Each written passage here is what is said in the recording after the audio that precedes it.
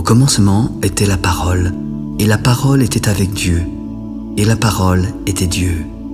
Elle était au commencement avec Dieu. Toutes choses ont été faites par elle, et rien de ce qui a été fait n'a été fait sans elle. En elle était la vie, et la vie était la lumière des hommes. La lumière luit dans les ténèbres, et les ténèbres ne l'ont point reçue. Il y eut un homme envoyé de Dieu. Son nom était Jean. Il vint pour servir de témoin et pour rendre témoignage à la lumière, afin que tous crussent par lui. Il n'était pas la lumière, mais il parut pour rendre témoignage à la lumière. Cette lumière était la véritable lumière qui, en venant dans le monde, éclaire tout homme. Elle était dans le monde. Le monde a été fait par elle, et le monde ne l'a point connue. Elle est venue chez les siens, et les siens ne l'ont point reçue.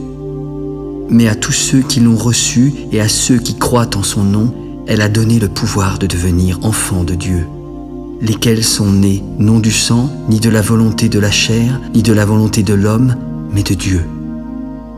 La parole a été faite chair, et elle a habité parmi nous pleine de grâce et de vérité. Nous avons contemplé sa gloire, une gloire comme la gloire du Fils unique venu du Père. Et Jean lui a rendu témoignage. C'est celui dont j'ai dit, celui qui vient après moi m'a précédé, car il était avant moi. Nous avons tous reçu de sa plénitude et grâce pour grâce. La loi a été donnée par Moïse, mais la grâce et la vérité sont venues par Jésus-Christ. Personne n'a jamais vu Dieu. Le Fils unique qui est dans le sein du Père est celui qui l'a fait connaître. Voici le témoignage de Jean lorsque les Juifs envoyèrent de Jérusalem des sacrificateurs et des Lévites pour le questionner. « Toi, qui es-tu ? Je ne suis pas le Christ. Qui es-tu ? Es-tu Élie ? Non, je ne suis pas Élie. Es-tu le prophète ? Non plus.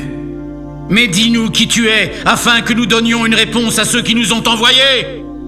Que dis-tu de toi-même ? Moi, je suis la voix de celui qui crie dans le désert. Aplanissez le chemin du Seigneur, comme a dit Ésaïe le prophète. Ceux qui avaient été envoyés étaient des pharisiens, et ils le questionnèrent encore. Pourquoi donc baptises-tu si tu n'es pas le Christ, ni Élie, ni le prophète ? Moi, je baptise d'eau. Mais au milieu de vous, il y a quelqu'un que vous ne connaissez pas, qui vient après moi, et je ne suis pas digne de délier les lacets de ses souliers. Ces choses se passèrent à Béthanie, au-delà du Jourdain, où Jean baptisait. Le lendemain, il vit Jésus venant à lui. « Voici l'agneau de Dieu qui ôte le péché du monde. C'est celui dont j'ai dit, « Après moi vient un homme qui m'a précédé, car il était avant moi. Je ne le connaissais pas, mais c'est afin qu'il fût manifesté à Israël que je suis venu baptiser d'eau. J'ai vu l'Esprit descendre du ciel comme une colombe et s'arrêter sur lui. Je ne le connaissais pas, mais celui qui m'a envoyé baptiser d'eau m'a dit, « Celui sur qui tu verras l'Esprit descendre et s'arrêter, c'est celui qui baptise du Saint-Esprit. » J'ai vu et j'ai rendu témoignage qu'il est le Fils de Dieu. Le lendemain, lorsque Jésus passait, Jean était encore là avec 2 de ses disciples. « Regardez, voici l'agneau de Dieu. » Les 2 disciples l'entendirent prononcer ces paroles et suivirent Jésus. Voyant qu'ils le suivaient, Jésus se retourna. « Que cherchez-vous ? » ?»« Maître, où demeures-tu ? » ?»« Venez et voyez. » Ils allèrent et ils virent où il demeurait. Ils restèrent auprès de lui ce jour-là. C'était environ la 10e heure. André, frère de Simon-Pierre, était l'un des 2 qui avaient entendu les paroles de Jean et avait suivi Jésus. Ce fut lui qui rencontra le premier son frère Simon. « Simon, nous avons trouvé le Messie, nous avons trouvé le Christ !» Puis André conduisit Simon vers Jésus. Jésus le regarda. « Tu es Simon, fils de Jonas. Tu seras appelé Pierre. » Le lendemain, Jésus voulut se rendre en Galilée. Il rencontra Philippe et lui demanda de le suivre. Philippe était de Bethsaïda, de la ville d'André et de Pierre. Puis Philippe rencontra Nathanaël. « Nous avons trouvé celui de qui Moïse a écrit dans la loi, celui dont les prophètes ont parlé, Jésus de Nazareth, le fils de Joseph. » Philippe, peut-il venir de Nazareth quelque chose de bon? Alors viens et vois toi-même. Jésus, voyant venir à lui Nathanaël, dit de lui: Voici vraiment un Israélite dans lequel il n'y a point de fraude. D'où me connais-tu? Avant que Philippe ne t'appelle, je t'ai vu quand tu étais sous le figuier. Maître, tu es le Fils de Dieu, tu es le roi d'Israël! Parce que je t'ai dit que je t'ai vu sous le figuier, tu crois. Mais tu verras de plus grandes choses que celles-ci. En vérité, vous verrez désormais le ciel ouvert et les anges de Dieu monter et descendre sur le Fils de l'homme. 3 jours après, il y eut des noces à Cana en Galilée. La mère de Jésus était là, et Jésus fut aussi invité aux noces avec ses disciples. Le vin ayant manqué, Marie s'adressa à Jésus. « Vois, ils n'ont plus de vin. » Femme, qu'y a-t-il entre moi et toi? Mon heure n'est pas encore venue. Faites ce qu'il vous dira. Or, il y avait là 6 vases de pierre destinés aux purifications des Juifs et contenant chacun 2 ou 3 mesures. Remplissez d'eau ces vases et portez-en à l'ordonnateur du repas.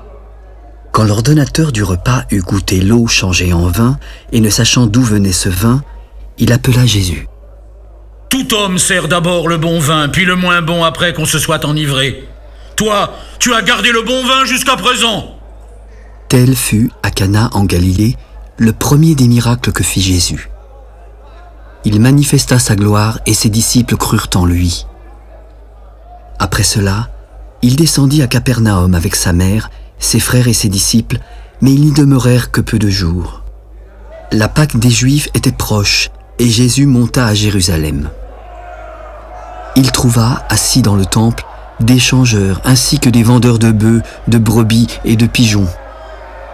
Ayant fait un fouet avec des cordes, il chassa du temple tous les commerçants et leurs animaux. Il dispersa la monnaie des changeurs, renversa les tables et s'adressa aux vendeurs de pigeons. Ôtez cela d'ici. Ne faites pas de la maison de mon père une maison de trafic. Ses disciples se souvinrent qu'il est écrit « Le zèle de ta maison me dévore ». Les Juifs prirent alors la parole. « Quel miracle nous montres-tu pour agir de la sorte ?» Détruisez ce temple, et en 3 jours je le relèverai. Il a fallu 46 ans pour bâtir ce temple, et toi en 3 jours tu le relèveras?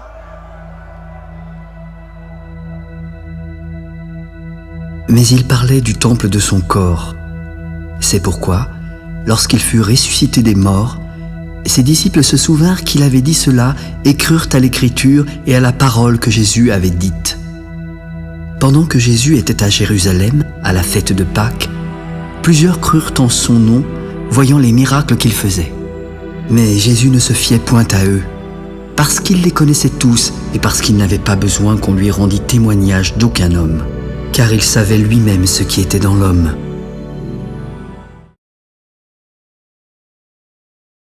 Il y eut un homme d'entre les pharisiens nommé Nicodème, un chef des Juifs, qui vint de nuit auprès de Jésus.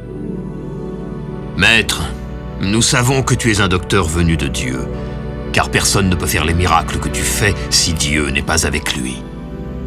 En vérité, je te le dis, si un homme ne naît de nouveau, il ne peut voir le royaume de Dieu. » Comment un homme peut-il naître quand il est vieux? Peut-il de nouveau rentrer dans le sein de sa mère et renaître?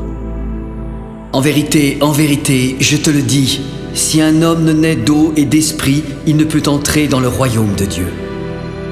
Ce qui est né de la chair est chair, et ce qui est né de l'esprit est esprit. Ne t'étonne pas que je t'ai dit, il faut que vous naissiez de nouveau. Le vent souffle où il veut. Tu entends le bruit, mais tu ne sais pas d'où il vient ni où il va.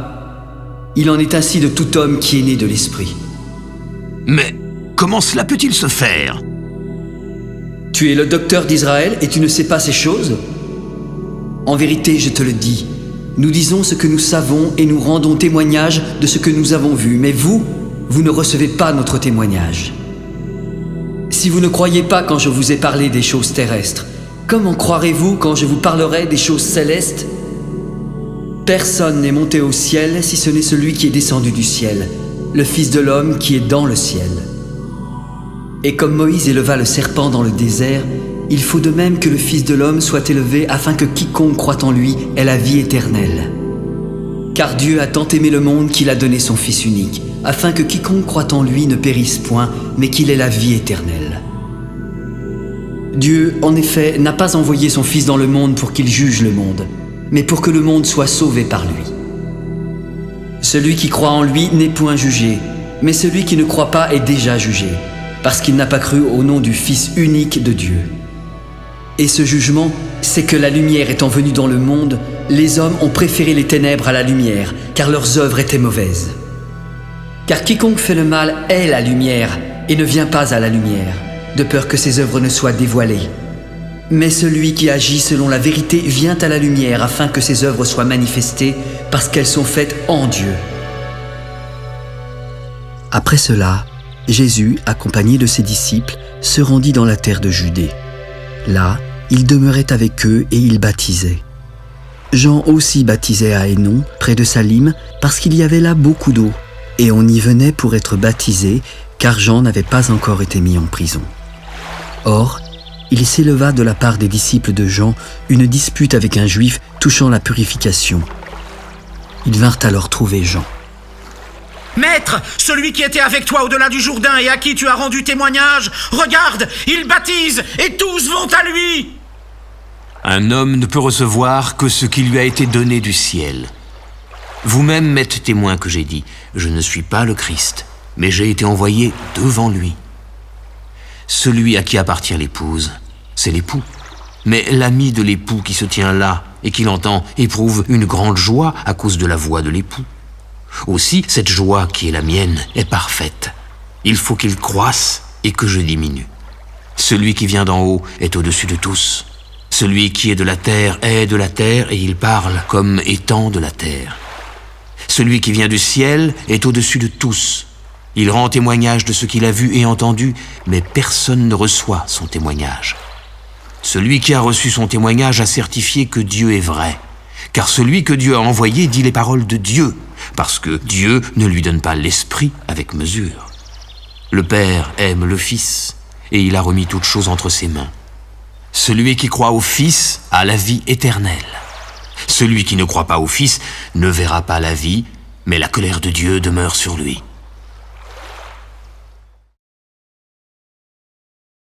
Le Seigneur sut que les pharisiens avaient appris qu'il faisait et baptisait plus de disciples que Jean. Toutefois, Jésus ne baptisait pas lui-même, mais c'étaient ses disciples. Alors il quitta la Judée et retourna en Galilée. Comme il fallait qu'il passât par la Samarie, il arriva dans une ville nommée Sychar, près du champ que Jacob avait donné à Joseph, son fils.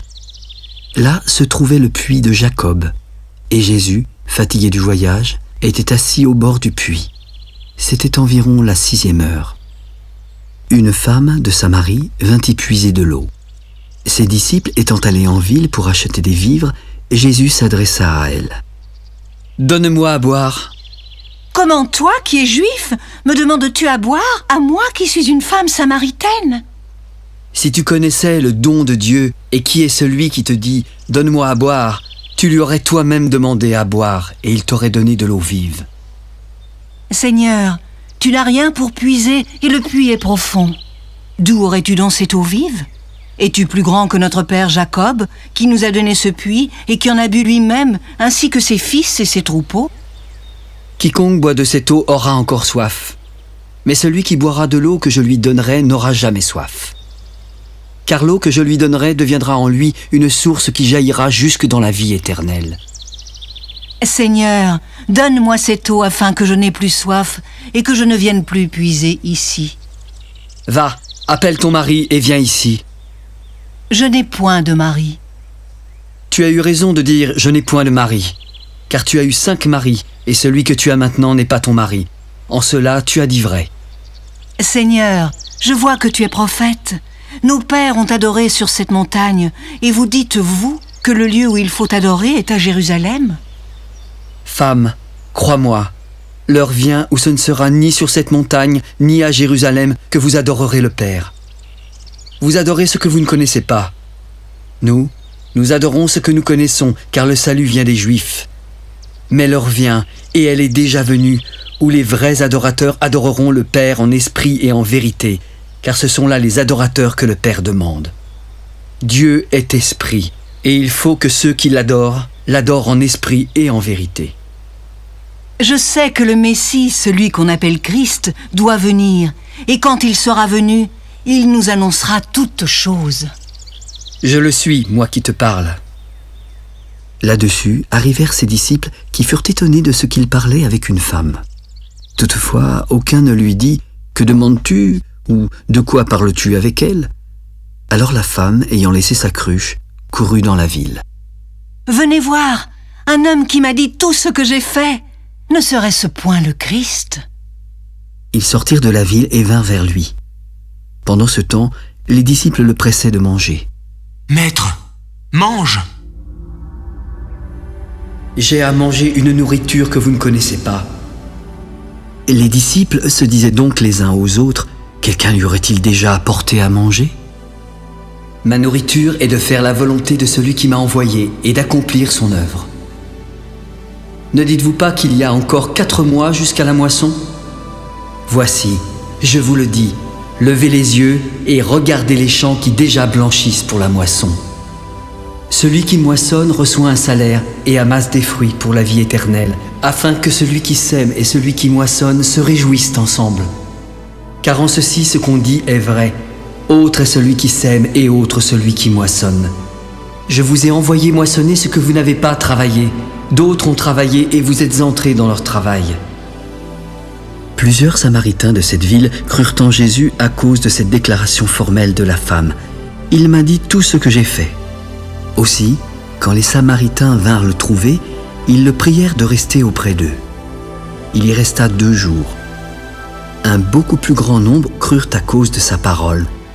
Il disait à la femme, « Ce n'est plus à cause de ce que tu as dit que nous croyons, car nous l'avons entendu nous-mêmes, et nous savons qu'il est vraiment le Sauveur du monde. » Après ces 2 jours, Jésus partit de là pour se rendre en Galilée, car il avait déclaré lui-même qu'un prophète n'est pas honoré dans sa propre patrie.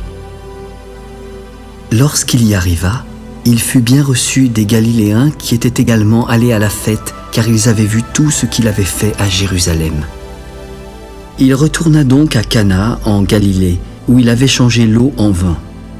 Il y avait à Capernaum un officier du roi dont le fils était malade. Ayant appris que Jésus était venu de Judée en Galilée, il alla vers lui, le pria de descendre et de guérir son fils qui était près de mourir. Si vous ne voyez des miracles et des prodiges, vous ne croyez point. L'officier du roi lui dit, « Seigneur, descends avant que mon enfant meure. » Va, ton fils vit. Cet homme s'en alla et crut à la parole que Jésus lui avait dite. Déjà, comme il descendait, ses serviteurs vinrent à sa rencontre. « Ton enfant, il vit. » « À quelle heure s'est-il trouvé mieux ?»« Hier, à la 7e heure, la fièvre l'a quitté. » Le père reconnut que c'était à cette heure-là que Jésus lui avait dit « Ton fils vit ». Et il crut, lui et toute sa maison. Jésus fit encore ce second miracle lorsqu'il fut venu de Judée en Galilée.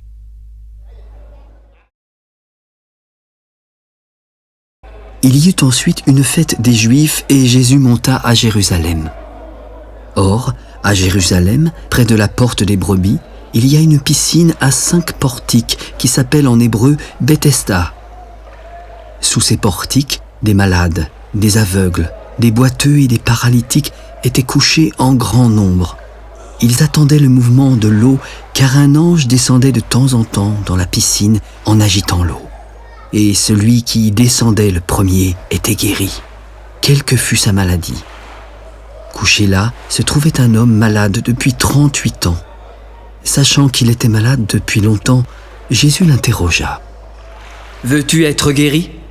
« Seigneur, je n'ai personne pour me jeter dans la piscine quand l'eau est agitée. Et pendant que j'y vais, un autre descend avant moi. »« Lève-toi, prends ton lit et marche. » Aussitôt, cet homme fut guéri. Il prit son lit et marcha. Comme c'était un jour de sabbat, les Juifs s'adressèrent à lui. « C'est le sabbat, il ne t'est pas permis d'emporter ton lit !» Mais celui qui m'a guéri m'a dit « Prends ton lit et marche ». Qui est l'homme qui t'a dit « Prends ton lit et marche » ? Celui qui avait été guéri ne savait pas qui c'était, car Jésus avait disparu de la foule qui était en ce lieu.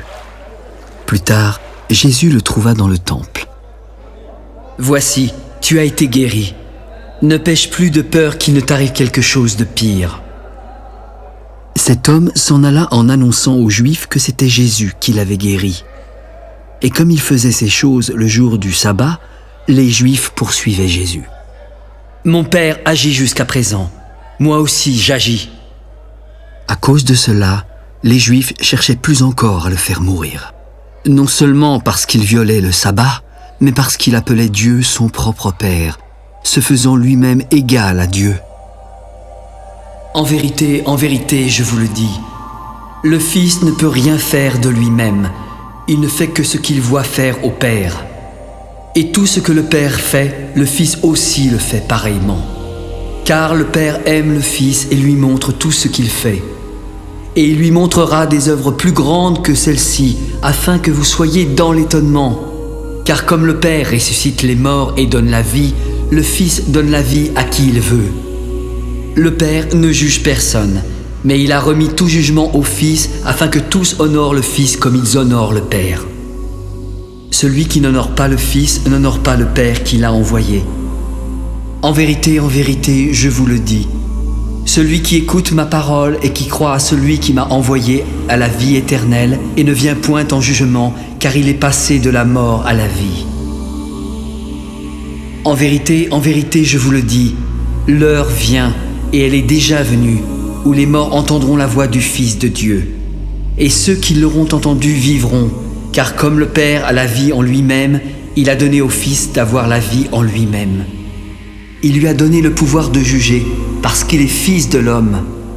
Ne vous étonnez pas de cela, car l'heure vient où tous ceux qui sont dans les sépulcres entendront sa voix et en sortiront. Ceux qui auront fait le bien ressusciteront pour la vie, mais ceux qui auront fait le mal ressusciteront pour le jugement. Je ne puis rien faire de moi-même. Selon ce que j'entends, je juge. Et mon jugement est juste, parce que je ne cherche pas ma volonté, mais la volonté de celui qui m'a envoyé. Si c'est moi qui rends témoignage de moi-même, mon témoignage n'est pas vrai. Il y en a un autre qui rend témoignage de moi, et je sais que le témoignage qu'il rend de moi est vrai. Vous avez été envoyé vers Jean, et il a rendu témoignage à la vérité. Pour moi, ce n'est pas d'un homme que je reçois le témoignage, mais je dis ceci afin que vous soyez sauvés. Jean était la lampe qui brûle et qui luit, et vous avez voulu vous réjouir 1 heure à sa lumière. Moi, j'ai un témoignage plus grand que celui de Jean, car les œuvres que le Père m'a donné d'accomplir, ces œuvres mêmes que je fais, témoignent de moi que c'est le Père qui m'a envoyé. Et le Père qui m'a envoyé a rendu lui-même témoignage de moi. Vous n'avez jamais entendu sa voix, vous n'avez jamais vu sa face, et sa parole ne demeure point en vous, parce que vous ne croyez pas à celui qui l'a envoyé. Vous sondez les Écritures parce que vous pensez avoir en elles la vie éternelle. Ce sont elles qui rendent témoignage de moi, et vous ne voulez pas venir à moi pour avoir la vie? Je ne tire pas ma gloire des hommes, mais je sais que vous n'avez point en vous l'amour de Dieu. Je suis venu au nom de mon Père, et vous ne me recevez pas. Si un autre vient en son propre nom, vous le recevrez. Comment pouvez-vous croire, vous qui tirez votre gloire les uns des autres et qui ne cherchez point la gloire qui vient de Dieu seul? Ne pensez pas que moi je vous accuserai devant le Père. Celui qui vous accuse, c'est Moïse, en qui vous avez mis votre espérance. Car si vous croyez Moïse, vous me croiriez aussi parce qu'il a écrit de moi. Mais si vous ne croyez pas ces écrits, comment croirez-vous à mes paroles? Après cela, Jésus s'en alla de l'autre côté de la mer de Galilée, de Tibériade. Une grande foule le suivait parce qu'elle voyait les miracles qu'il opérait sur les malades. Jésus monta sur la montagne et s'assit avec ses disciples. Or, la Pâque, la fête des Juifs, était proche. Ayant levé les yeux et voyant qu'une grande foule venait à lui, Jésus s'adressa à Philippe afin de l'éprouver. car il savait déjà ce qu'il allait faire. Où achèterons-nous des pains pour que tous ces gens aient à manger ?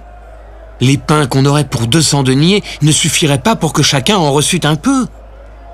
Un de ses disciples, André, frère de Simon-Pierre, répondit à Jésus. Il y a ici un jeune garçon qui a 5 pains d'orge et 2 poissons, mais qu'est-ce que cela a pour tant de gens ? Faites-les asseoir. Il y avait en ce lieu beaucoup d'herbes. Ils s'assirent donc au nombre d'environ 5000 hommes. Jésus prit les pains, rendit grâce et les distribua à ceux qui étaient assis. Il leur donna de même des poissons, autant qu'ils en voulurent. Lorsqu'ils furent rassasiés, il parla à ses disciples.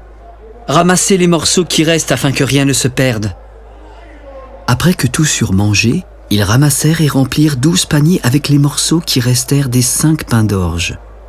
Ces gens, ayant vu le miracle que Jésus avait fait, disaient « Celui-ci est vraiment le prophète qui doit venir dans le monde. » Jésus, sachant qu'ils allaient venir l'enlever pour le faire roi, se retira seul de nouveau sur la montagne. Quand le soir fut venu, ses disciples descendirent au bord de la mer. Étant montés dans une barque, ils traversaient la mer pour se rendre à Capernaum. Il faisait déjà nuit et Jésus ne les avait pas encore rejoints. Il soufflait un grand vent et la mer était agitée. Après avoir ramé environ 25 ou 30 stades, ils virent avec crainte Jésus marchant sur la mer et s'approchant de la barque. « C'est moi, n'ayez pas peur !» Ils voulurent le prendre dans la barque, mais aussitôt la barque aborda au lieu où ils allaient. La foule, qui était restée de l'autre côté de la mer, avait remarqué qu'il ne se trouvait là qu'une seule barque et que Jésus n'y était pas monté avec ses disciples, mais qu'ils étaient partis seuls. Le lendemain, comme d'autres barques étaient arrivées de Tibériade, près du lieu où ils avaient mangé le pain après que le Seigneur eut rendu grâce, les gens de la foule, ayant vu que ni Jésus ni ses disciples n'étaient là, montèrent eux-mêmes dans ces barques. Ils allèrent à sa recherche à Capernaum et le trouvèrent au-delà de la mer. « Maître, quand es-tu venu ici ?» En vérité, je vous le dis, vous me cherchez non parce que vous avez vu des miracles, mais parce que vous avez mangé des pains et que vous avez été rassasiés. Travaillez non pour la nourriture qui périt, mais pour celle qui subsiste pour la vie éternelle et que le Fils de l'homme vous donnera. Car c'est lui que le Père, que Dieu a marqué de son sceau. Que devons-nous faire pour faire les œuvres de Dieu ? L'œuvre de Dieu, c'est que vous croyez en celui qui l'a envoyé. Quel miracle fais-tu donc afin que nous le voyions et que nous croyions en toi ? Que fais-tu ? Nos pères ont mangé la manne dans le désert, selon ce qui est écrit. Il leur donna le pain du ciel à manger. En vérité, je vous le dis, Moïse ne vous a pas donné le pain du ciel, mais mon Père vous donne le vrai pain du ciel. Car le pain de Dieu, c'est celui qui descend du ciel et qui donne la vie au monde. Seigneur, donne-nous toujours de ce pain. Je suis le pain de vie. Celui qui vient à moi n'aura jamais faim, et celui qui croit en moi n'aura jamais soif. Mais je vous l'ai dit, vous m'avez vu et vous ne croyez pas.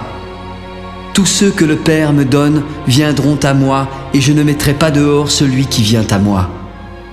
Car je suis descendu du ciel pour faire non ma volonté, mais la volonté de celui qui m'a envoyé. Or, la volonté de celui qui m'a envoyé, c'est que je ne perde rien de tout ce qu'il m'a donné, mais que je le ressuscite au dernier jour. La volonté de mon Père, c'est que quiconque voit le Fils et croit en lui ait la vie éternelle. Et je le ressusciterai au dernier jour. Les Juifs murmuraient à son sujet parce qu'il avait dit « Je suis le pain qui est descendu du ciel ». Et ils disaient « N'est-ce pas là Jésus, le fils de Joseph, celui dont nous connaissons le père et la mère ? Comment donc peut-il dire « Je suis descendu du ciel » ? Ne murmurez pas entre vous. Nul ne peut venir à moi si le Père qui m'a envoyé ne l'attire. Et je le ressusciterai au dernier jour. Il est écrit dans les prophètes, « Ils seront tous enseignés de Dieu. » Ainsi, quiconque a entendu le Père et a reçu son enseignement vient à moi. Nul n'a vu le Père si ce n'est celui qui vient de Dieu. Celui-là a vu le Père. En vérité, je vous le dis, celui qui croit en moi a la vie éternelle. Je suis le pain de vie. Vos pères ont mangé la manne dans le désert et ils sont morts. Mais voici, c'est ici le pain qui descend du ciel, afin que celui qui en mange ne meure point. Je suis le pain vivant qui est descendu du ciel. Si quelqu'un mange de ce pain, il vivra éternellement. Et le pain que je donnerai, c'est ma chair que je donnerai pour la vie du monde. » Là-dessus, les Juifs disputaient entre eux, disant « Mais comment peut-il nous donner sa chair à manger ?» En vérité, je vous le dis, si vous ne mangez la chair du Fils de l'homme, et si vous ne buvez son sang, vous n'avez point la vie en vous-même. Celui qui mange ma chair et qui boit mon sang a la vie éternelle, et je le ressusciterai au dernier jour. Car ma chair est vraiment une nourriture, et mon sang est vraiment un breuvage. Celui qui mange ma chair et boit mon sang demeure en moi, et je demeure en lui. Comme le Père qui est vivant m'a envoyé, je vis par le Père. Ainsi, celui qui me mange vivra par moi. C'est ici le pain qui est descendu du ciel. Il n'en est pas comme vos pères qui ont mangé la manne et qui sont morts. Celui qui mange de ce pain vivra éternellement. » Jésus dit ces choses dans la synagogue en enseignant à Capernaum. Plusieurs de ses disciples, après l'avoir entendu, se dirent « Cette parole est dure, qui peut l'écouter ?» Mais Jésus savait en lui-même que ses disciples murmuraient à ce sujet. « Cela vous scandalise-t-il ? Et si vous voyez le Fils de l'homme monter où il était auparavant ? C'est l'Esprit qui vivifie, la chair ne sert à rien. Les paroles que je vous ai dites sont esprit et vie. Mais il en est encore parmi vous qui ne croient point. » Car Jésus savait dès le commencement qui étaient ceux qui ne croyaient point et qui était celui qui le livrerait. « C'est pourquoi je vous ai dit que nul ne peut venir à moi si cela ne lui a été donné par le Père. » Dès ce moment, plusieurs de ses disciples se retirèrent et n'allèrent plus avec lui. Jésus s'adressa ensuite aux 12. « Et vous, ne voulez-vous pas partir ?» Simon-Pierre lui répondit. « Seigneur, à qui irions-nous? Tu as les paroles de la vie éternelle. Nous avons cru et nous avons connu que tu es le Christ, le Saint de Dieu. » « N'est-ce pas moi qui vous ai choisi, vous, les 12 ? Mais l'un de vous est un démon. » Il parlait de Judas Iscariote, fils de Simon, car c'était lui qui devait le livrer, lui, l'un des 12. Après cela, Jésus parcourait la Galilée. Il ne voulait pas séjourner en Judée, car les Juifs cherchaient à le faire mourir. Or, la fête des Juifs, la fête des tabernacles était proche. Alors ses frères, qui ne croyaient pas non plus en lui adressèrent la parole. « Pars d'ici, et va en Judée afin que tes disciples voient aussi les œuvres que tu fais. Personne n'agit en secret lorsqu'il désire paraître. Si tu fais ces choses, montre-toi toi-même au monde. » « Mon temps n'est pas encore venu, mais votre temps est toujours prêt. Le monde ne peut vous haïr. Moi, il me hait parce que je rends de lui le témoignage que ses œuvres sont mauvaises. Montez, vous, à cette fête. Pour moi, je n'y monte point parce que mon temps n'est pas encore accompli. » Après leur avoir dit cela, il resta en Galilée. Mais lorsque ses frères furent montés à la fête, il y monta aussi lui-même en secret. Les Juifs le cherchaient pendant la fête et se disaient « Mais où est-il » Il y avait dans la foule grande rumeur à son sujet. Les uns disaient « C'est un homme de bien », d'autres disaient « Non, il égare la multitude ». Personne toutefois ne parlait librement de lui par crainte des Juifs. Vers le milieu de la fête, Jésus monta au temple. Il enseignait et les Juifs s'étonnaient. « Comment connaît-il les Écritures, lui qui n'a point étudié ?» « Ma doctrine n'est pas de moi, mais de celui qui m'a envoyé. Si quelqu'un veut faire sa volonté, il connaîtra si ma doctrine est de Dieu ou si je parle de mon chef. Celui qui parle de son chef cherche sa propre gloire, mais celui qui cherche la gloire de celui qui l'a envoyé, celui-là est vrai et il n'y a point d'injustice en lui. Moïse ne vous a-t-il pas donné la loi? Mais nul de vous n'observe la loi. Pourquoi cherchez-vous à me faire mourir? Tu as un démon! Qui est-ce qui cherche à te faire mourir? J'ai fait une œuvre, et vous en êtes tous étonnés. Moïse vous a donné la circoncision, et vous circoncisez un homme le jour du sabbat. Si un homme reçoit la circoncision le jour du sabbat, afin que la loi de Moïse ne soit pas violée, pourquoi vous irritez-vous contre moi de ce que j'ai guéri un homme tout entier le jour du sabbat? Ne jugez pas selon l'apparence, mais jugez selon la justice. Parmi la foule, quelques habitants de Jérusalem remarquèrent Jésus. N'est-ce pas là celui qu'ils cherchent à faire mourir? Il parle librement et ils ne lui disent rien.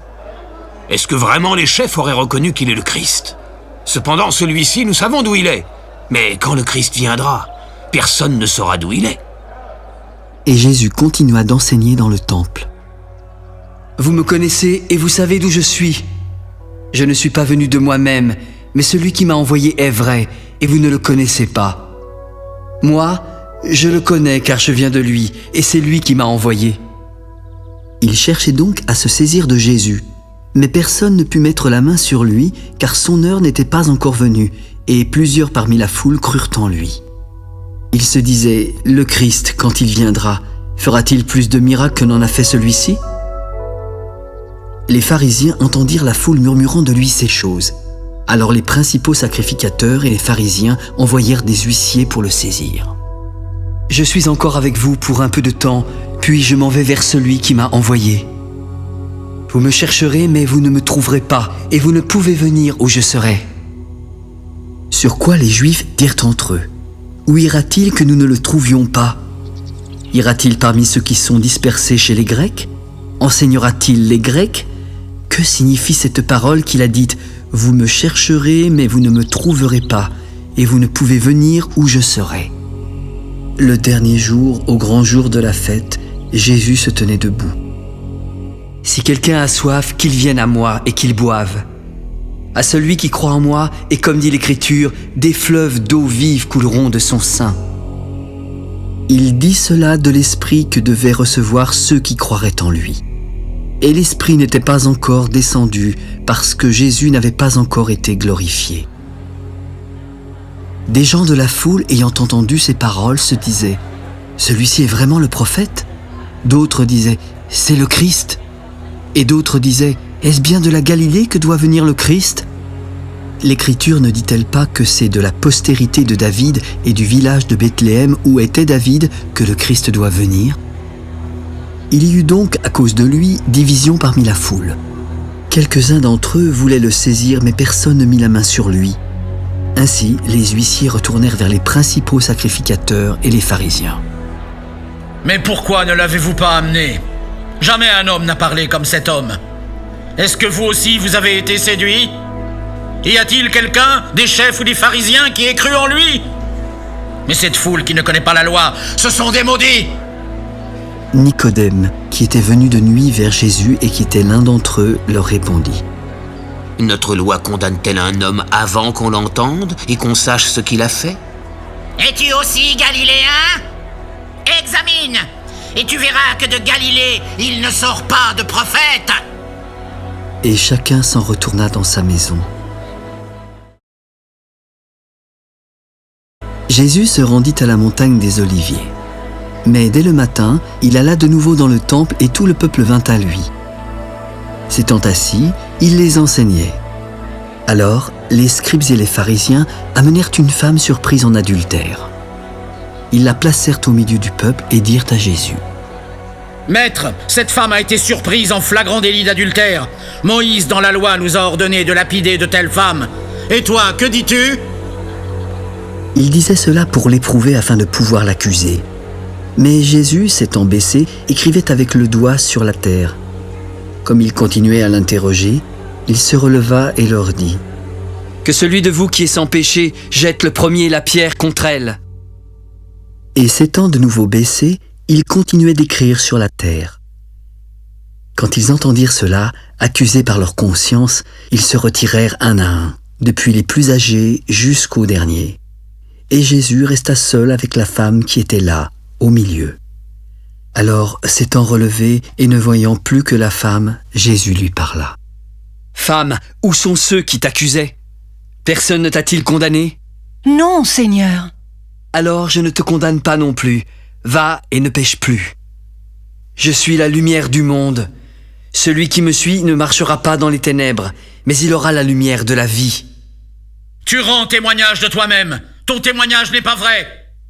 Quoique je rende témoignage de moi-même, mon témoignage est vrai, car je sais d'où je suis venu et où je vais. Mais vous ne savez ni d'où je viens, ni où je vais. Vous jugez selon la chair, mais moi je ne juge personne. Si je juge, mon jugement est vrai, et je ne suis pas seul, car le Père qui m'a envoyé est avec moi.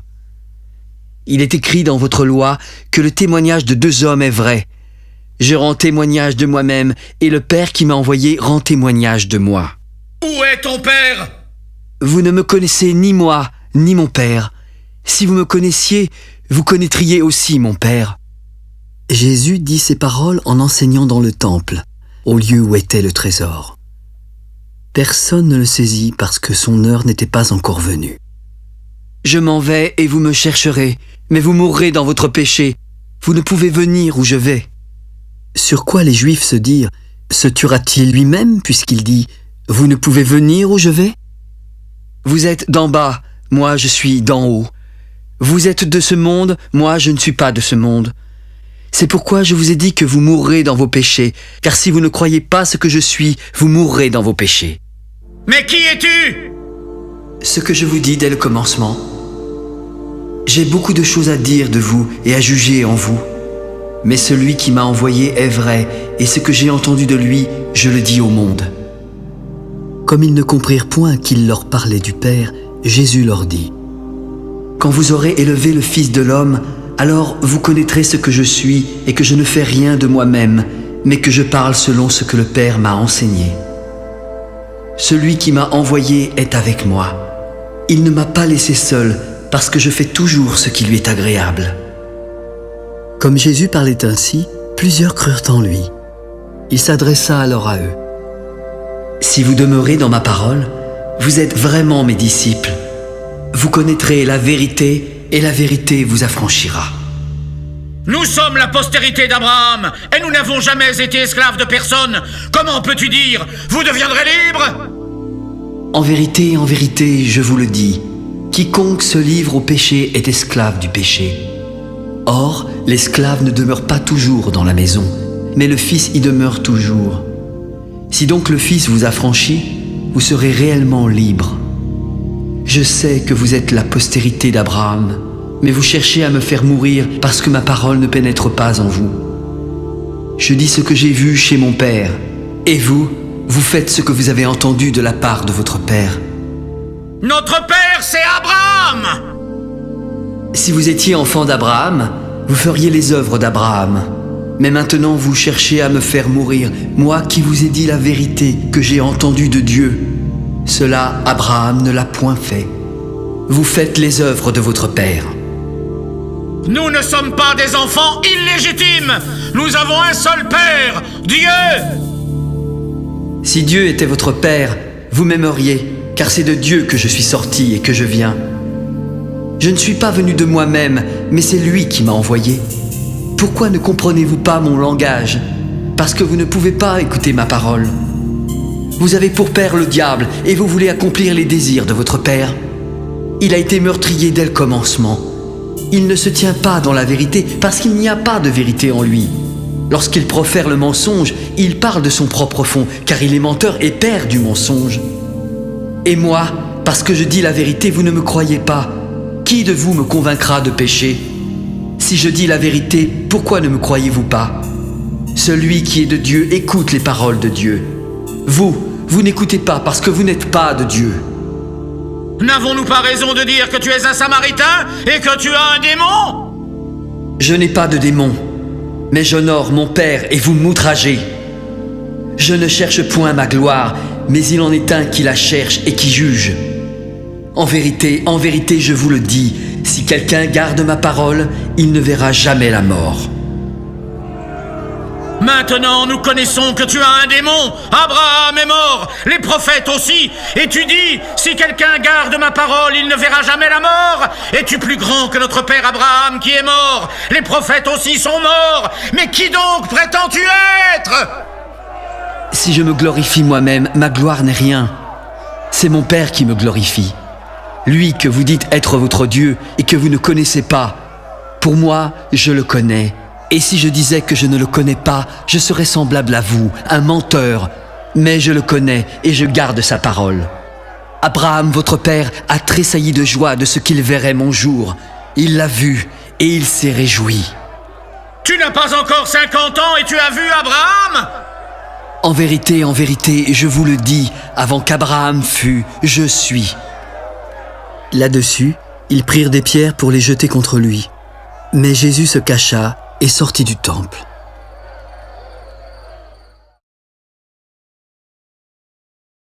Jésus vit en passant un homme aveugle de naissance. Et ses disciples lui firent cette question. « Maître, qui a péché, cet homme ou ses parents pour qu'il soit né aveugle ?» Ce n'est pas que lui ou ses parents aient péché, mais c'est afin que les œuvres de Dieu soient manifestées en lui. Il faut que je fasse, tandis qu'il fait jour, les œuvres de celui qui m'a envoyé. La nuit vient où personne ne peut travailler. Pendant que je suis dans le monde, je suis la lumière du monde. Après avoir dit cela, il cracha à terre et fit de la boue avec sa salive. Puis il appliqua cette boue sur les yeux de l'aveugle. « Va et lave-toi au réservoir de Siloé. » Il y alla, se lava et s'en retourna voyant clair.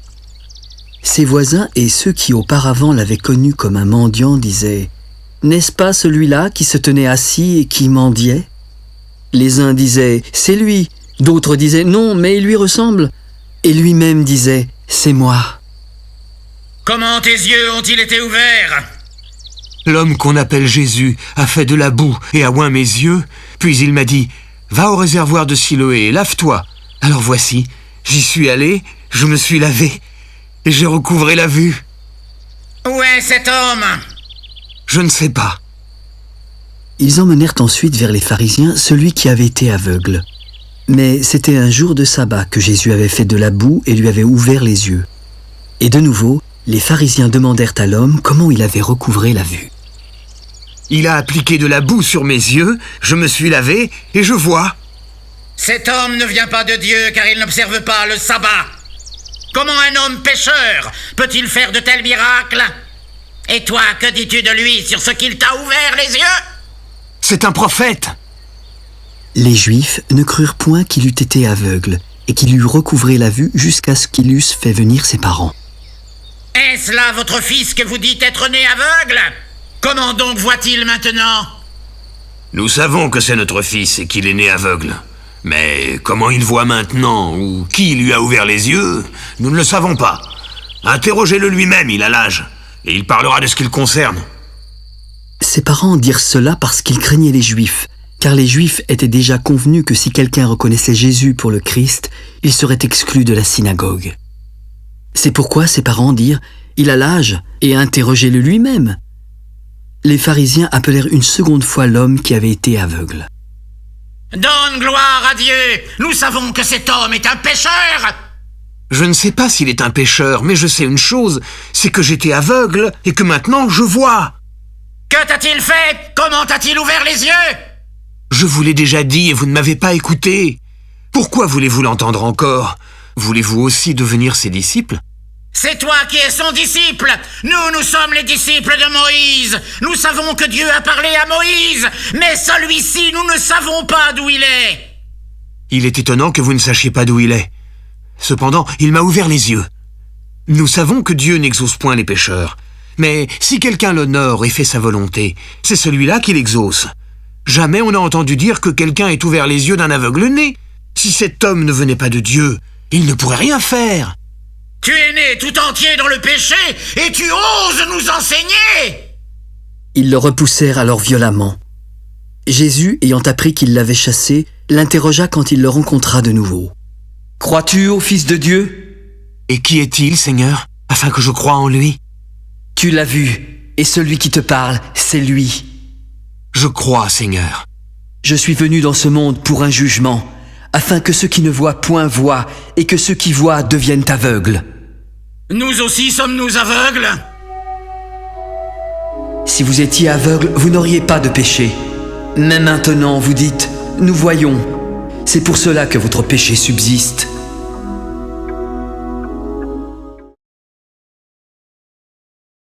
en vérité, je vous le dis, celui qui n'entre pas par la porte dans la bergerie, mais qui y monte par ailleurs est un voleur et un brigand. Mais celui qui entre par la porte est le berger des brebis. Le portier lui ouvre et les brebis entendent sa voix. Il appelle par leur nom celles qui lui appartiennent et il les conduit dehors.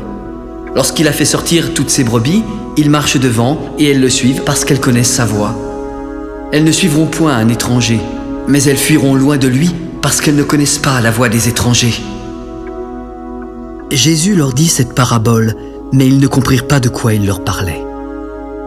En vérité, je vous le dis, je suis la porte des brebis.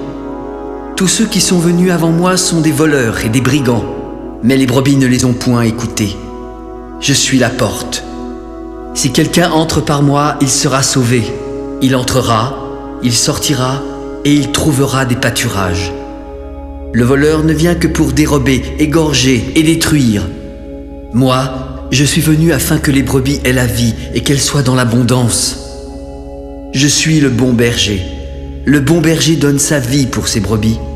Mais le mercenaire, qui n'est pas le berger et à qui n'appartiennent pas les brebis, voit venir le loup.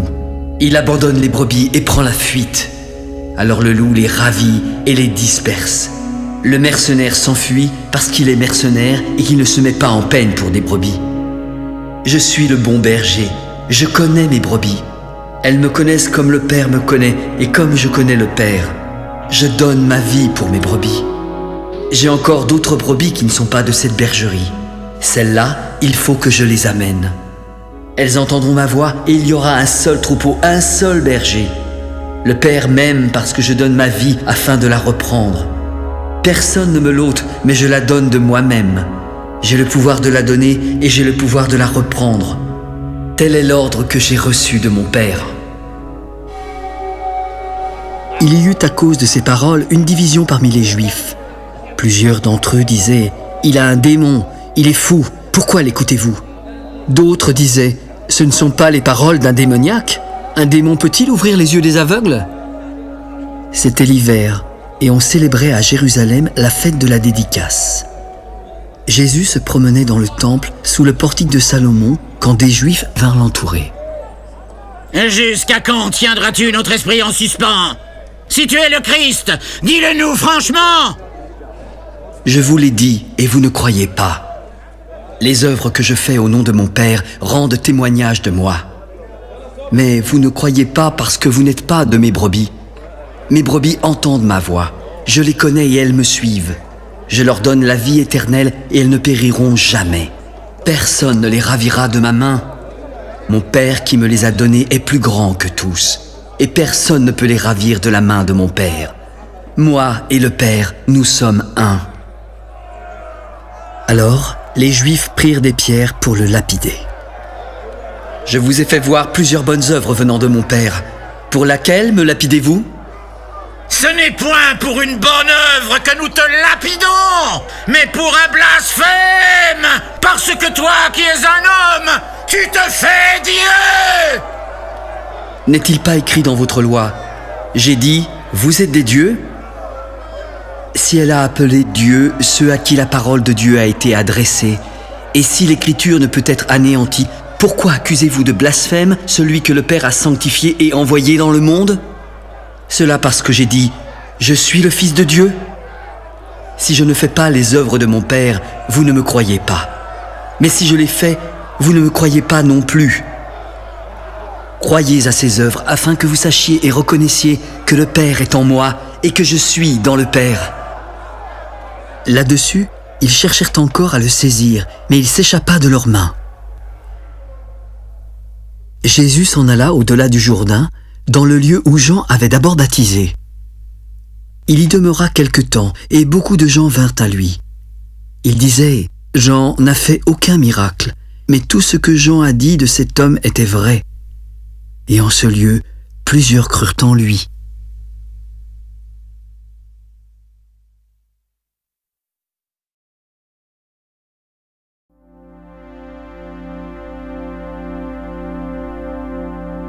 Il y avait un homme malade, Lazare, de Béthanie, le village de Marie et de Marthe, sa sœur. C'était cette Marie qui oignit de parfum le Seigneur et qui lui essuya les pieds avec ses cheveux. C'était son frère Lazare qui était malade. Alors les sœurs envoyèrent dire à Jésus: « Seigneur, celui que tu aimes est malade. » Cette maladie n'est point à la mort, mais elle est pour la gloire de Dieu, afin que le Fils de Dieu soit glorifié par elle. Or, Jésus aimait Marthe, sa sœur et Lazare. Quand il eut appris que Lazare était malade, il resta encore 2 jours dans le lieu où il était et dit ensuite aux disciples: « Retournons en Judée. » « Maître, les Juifs cherchaient récemment à te lapider, et tu veux retourner en Judée ?» N'y a-t-il pas 12 heures au jour? Si quelqu'un marche pendant le jour, il ne bronche point parce qu'il voit la lumière de ce monde. Mais si quelqu'un marche pendant la nuit, il bronche parce que la lumière n'est pas en lui. Lazare, notre ami, dort, mais je vais le réveiller. Seigneur, s'il dort, il sera guéri. Jésus avait parlé de sa mort, mais ils crurent qu'il parlait de l'assoupissement du sommeil. Alors il leur dit ouvertement: Lazare est mort. Mais à cause de vous, et afin que vous croyiez, je me réjouis de ce que je n'étais pas là. Allons vers lui. Sur quoi Thomas, appelé Didyme, s'adressa aux autres disciples: Allons aussi, afin de mourir avec lui. Jésus, étant arrivé, trouva Lazare qui était déjà dans le sépulcre depuis 4 jours. Et comme Béthanie était près de Jérusalem, à 15 stades environ, beaucoup de Juifs étaient venus vers Marthe et Marie pour les consoler de la mort de leur frère. Lorsque Marthe apprit que Jésus arrivait, elle alla au-devant de lui, tandis que Marie se tenait assise à la maison. Puis Marthe dit à Jésus: « Seigneur, si tu avais été là, mon frère ne serait pas mort. Mais maintenant même, je sais que tout ce que tu demanderas à Dieu, Dieu te l'accordera. » Ton frère ressuscitera. Je sais qu'il ressuscitera à la résurrection, au dernier jour. Je suis la résurrection et la vie. Celui qui croit en moi vivra quand même il serait mort, et quiconque vit et croit en moi ne mourra jamais. Crois-tu cela? Oui, Seigneur. Je crois que tu es le Christ, le Fils de Dieu, qui devait venir dans le monde. Ayant ainsi parlé, elle s'en alla. Puis elle appela secrètement Marie, sa sœur. « Marie, le Maître est ici et il te demande. » Dès que Marie eut entendu, elle se leva promptement et alla vers lui, car Jésus n'était pas encore entré dans le village, mais il était encore dans le lieu où Marthe l'avait rencontré. Les Juifs qui étaient avec Marie dans la maison et qui la consolaient, l'ayant vue se lever promptement et sortir, la suivirent en se disant: « Elle va certainement au sépulcre pour y pleurer. » Lorsque Marie fut arrivée là où était Jésus et qu'elle le vit, elle tomba à ses pieds. « Seigneur, si tu avais été là, mon frère ne serait pas mort. » Jésus, la voyant pleurer, elle et les Juifs qui étaient venus avec elle, frémit en son esprit et fut ému. « Où l'avez-vous mis ?» ?»« Seigneur, lui répondirent-ils, viens et vois. » Jésus pleura. Sur quoi les Juifs dirent: « Voyez comme il l'aimait. » Et quelques-uns d'entre eux se dirent: « Lui qui a ouvert les yeux de l'aveugle, ne pouvait-il pas faire aussi que cet homme ne mourût point ?» Jésus, frémissant de nouveau en lui-même, se rendit au sépulcre. C'était une grotte, et une pierre était placée devant. « Ôtez la pierre. »« Seigneur, il sent déjà, car il y a 4 jours qu'il est là. » Ne t'ai-je pas dit que si tu crois, tu verras la gloire de Dieu ? Ils ôtèrent la pierre, et Jésus leva les yeux au ciel. « Père, je te rends grâce de ce que tu m'as exaucé. Pour moi, je savais que tu m'exauces toujours, mais j'ai parlé à cause de la foule qui m'entoure, afin qu'ils croient que c'est toi qui m'as envoyé. Lazare, sors !» Et le mort sortit, les pieds et les mains liés de bandes et le visage enveloppé d'un linge. « Déliez-le et laissez-le aller. » Plusieurs des Juifs qui étaient venus vers Marie et qui virent ce que fit Jésus crurent en lui. Mais quelques-uns d'entre eux allèrent trouver les pharisiens et leur dire ce que Jésus avait fait. Alors, les principaux sacrificateurs et les pharisiens assemblèrent le Sanhédrin. « Qu'allons-nous faire? Car cet homme fait beaucoup de miracles. Si nous le laissons agir, tous croiront en lui et les Romains viendront détruire notre ville et notre nation. L'un d'eux, Caïphe, qui était souverain sacrificateur cette année-là, leur dit: Vous ne comprenez rien. Vous ne réfléchissez pas qu'il est dans votre intérêt qu'un seul homme meure pour le peuple et que la nation entière ne périsse pas. Or, il ne dit pas cela de lui-même. Mais étant souverain sacrificateur cette année-là, il prophétisa que Jésus devait mourir pour la nation. Et ce n'était pas pour la nation seulement, c'était aussi afin de réunir en un seul corps les enfants de Dieu dispersés. Dès ce jour, ils résolurent de le faire mourir. C'est pourquoi Jésus ne se montra plus ouvertement parmi les Juifs. Il se retira dans la contrée voisine du désert, dans une ville appelée Éphraïm, afin d'y demeurer avec ses disciples. La Pâque des Juifs était proche, et beaucoup de gens du pays montèrent à Jérusalem avant la Pâque pour se purifier. Ils cherchaient Jésus et se disaient les uns aux autres dans le temple: « Qu'en pensez-vous? Viendra-t-il à la fête ?» Or, les principaux sacrificateurs et les pharisiens avaient donné l'ordre que si quelqu'un savait où il était, il le déclarât afin qu'on se saisît de lui.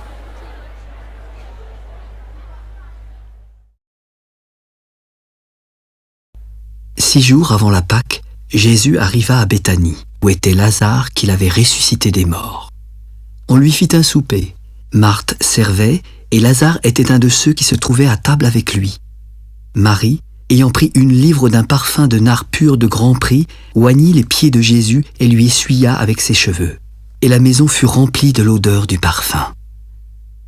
Un de ses disciples, Judas Iscariote, fils de Simon, celui qui devait le livrer, prit la parole. Pourquoi n'a-t-on pas vendu ce parfum 300 deniers pour les donner aux pauvres?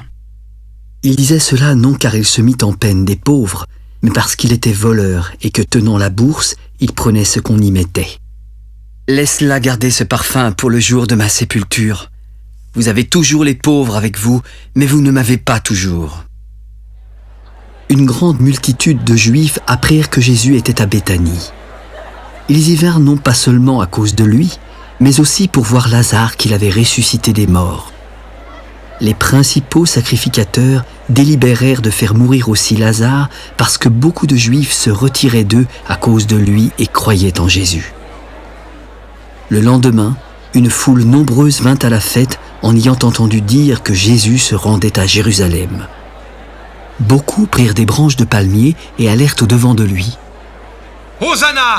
Béni soit celui qui vient au nom du Seigneur, le roi d'Israël !» Jésus trouva un ânon et s'assit dessus, selon ce qui est écrit. « Ne crains point, fille de Sion, voici, ton roi vient assis sur le petit d'une ânesse. » Ses disciples ne comprirent pas d'abord ces choses, mais lorsque Jésus eut été glorifié, ils se souvinrent qu'elles étaient écrites de lui et qu'il les avait accomplies à son égard. Tous ceux qui étaient avec Jésus quand il appela Lazare du sépulcre et le ressuscita des morts lui rendaient témoignage. Et la foule vint au-devant de lui parce qu'elle avait appris qu'il avait fait ce miracle. Les pharisiens se dirent donc les uns aux autres: « Vous voyez, vous ne gagnez rien. Regardez, tout le monde est près de lui. » Quelques Grecs, du nombre de ceux qui étaient montés pour adorer pendant la fête, s'adressèrent à Philippe de Bethsaïda en Galilée et lui dirent avec instance: « Seigneur, nous voudrions voir Jésus. » Philippe alla le dire à André, puis André et Philippe le dirent à Jésus. L'heure est venue où le Fils de l'homme doit être glorifié. En vérité, je vous le dis, si le grain de blé qui est tombé en terre ne meurt, il reste seul. Mais s'il meurt, il porte beaucoup de fruits. Celui qui aime sa vie la perdra, et celui qui hait sa vie dans ce monde la conservera pour la vie éternelle. Si quelqu'un me sert, qu'il me suive, et là où je suis, là aussi sera mon serviteur. Si quelqu'un me sert, le Père l'honorera. Maintenant, mon âme est troublée, et que dirais-je? Père, délivre-moi de cette heure, mais c'est pour cela que je suis venu jusqu'à cette heure. Père, glorifie ton nom. Et voici, une voix vint du ciel. Je l'ai glorifié, et je le glorifierai encore. La foule qui était là et qui avait entendu disait que c'était un tonnerre. D'autres disaient, un ange lui a parlé. Ce n'est pas à cause de moi que cette voix s'est fait entendre, mais c'est à cause de vous. Maintenant a lieu le jugement de ce monde.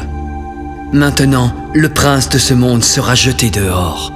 Et moi, quand j'aurai été élevé de la terre, j'attirerai tous les hommes à moi. » En parlant ainsi, il indiquait de quelle mort il devait mourir. Et la foule le questionna.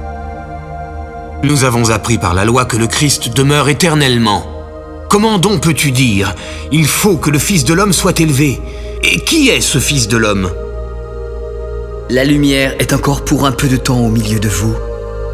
Marchez pendant que vous avez la lumière, afin que les ténèbres ne vous surprennent pas. Celui qui marche dans les ténèbres ne sait pas où il va.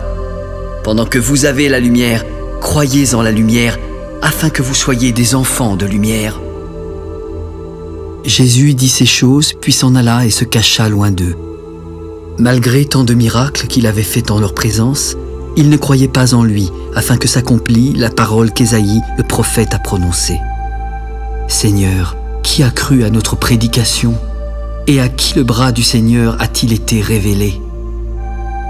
Aussi ne pouvaient-ils croire, parce qu'Ésaïe a dit encore « Il a aveuglé leurs yeux, et il a endurci leur cœur de peur qu'ils ne voient des yeux, qu'ils ne comprennent du cœur, qu'ils ne se convertissent et que je ne les guérisse. » Ésaïe a dit ces choses lorsqu'il vit sa gloire et qu'il parla de lui.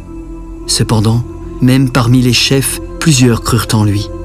Mais à cause des pharisiens, ils n'en faisaient pas l'aveu dans la crainte d'être exclus de la synagogue, car ils aimèrent la gloire des hommes plus que la gloire de Dieu.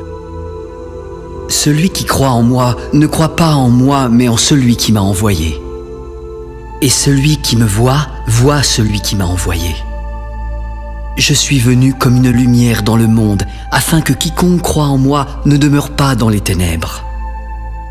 Si quelqu'un entend mes paroles et ne les garde pas, ce n'est pas moi qui le juge, car je suis venu non pour juger le monde, mais pour sauver le monde. Celui qui me rejette et qui ne reçoit pas mes paroles a son juge. La parole que j'ai annoncée, c'est elle qui le jugera au dernier jour. Car je n'ai point parlé de moi-même, mais le Père qui m'a envoyé m'a prescrit lui-même ce que je dois dire et annoncer. Et je sais que son commandement est la vie éternelle.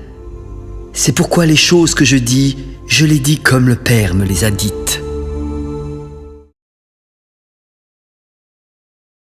Avant la fête de Pâques, Jésus, sachant que son heure était venue de passer de ce monde au Père, et ayant aimé les siens qui étaient dans le monde, mit le comble à son amour pour eux. Pendant le souper, le diable avait déjà inspiré au cœur de Judas Iscariote, fils de Simon, le dessein de livrer Jésus.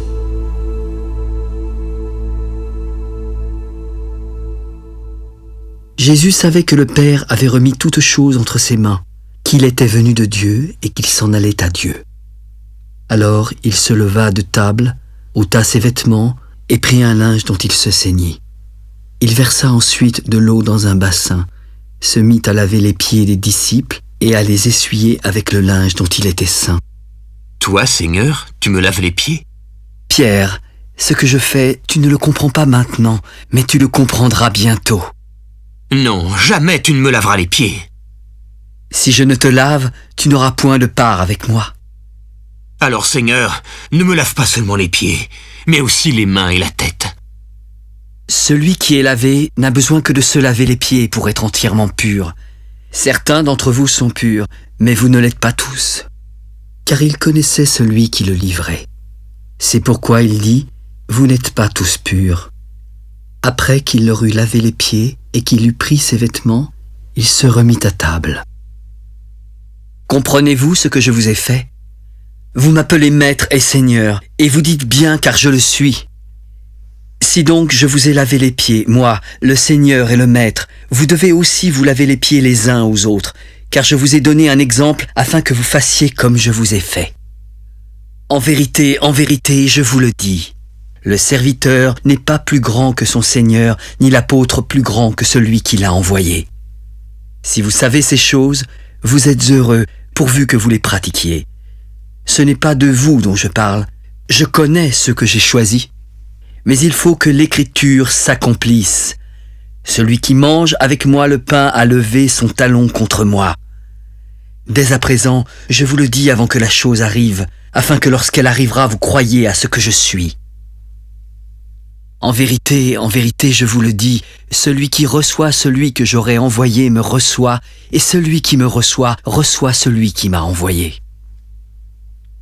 En vérité, je vous le dis, l'un de vous me livrera. » Les disciples se regardaient les uns les autres, ne sachant de qui ils parlaient. Un des disciples, celui que Jésus aimait, était couché sur le sein de Jésus. Simon-Pierre lui fit signe de demander qui était celui dont parlait Jésus. Et ce disciple, s'étant penché sur la poitrine de Jésus, lui dit « Seigneur, qui est-ce » ? ?»« C'est celui à qui je donnerai le morceau trempé. » Et, ayant trempé le morceau, il le donna à Judas, fils de Simon Iscariote. Dès que le morceau fut donné, Satan entra dans Judas et Jésus lui dit « Ce que tu fais, fais-le promptement. » Mais aucun de ceux qui étaient à table ne comprit pourquoi il lui disait cela.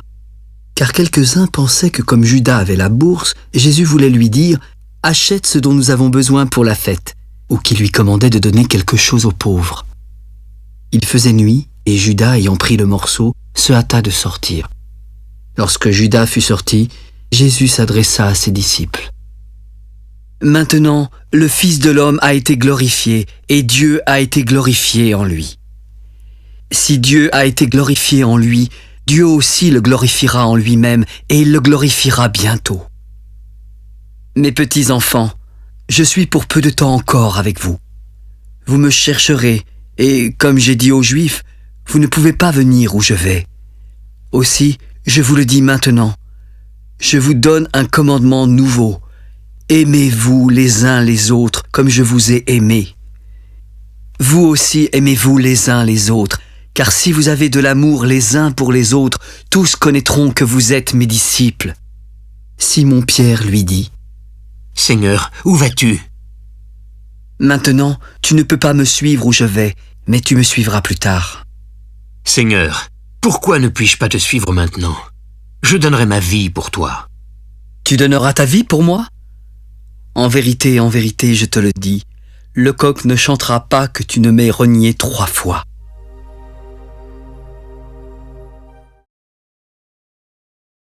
Que votre cœur ne se trouble point. Croyez en Dieu et croyez en moi. Il y a plusieurs demeures dans la maison de mon Père. Si cela n'était pas, je vous l'aurais dit. Je vais vous préparer une place. Lorsque je m'en serai allé et que je vous aurai préparé une place, je reviendrai pour vous prendre avec moi, afin que là où je suis, vous y soyez aussi. Vous savez où je vais, et vous en connaissez le chemin. Thomas lui dit « Seigneur, nous ne savons où tu vas. Comment pouvons-nous en connaître le chemin ? » Je suis le chemin, la vérité et la vie. Nul ne vient au Père que par moi.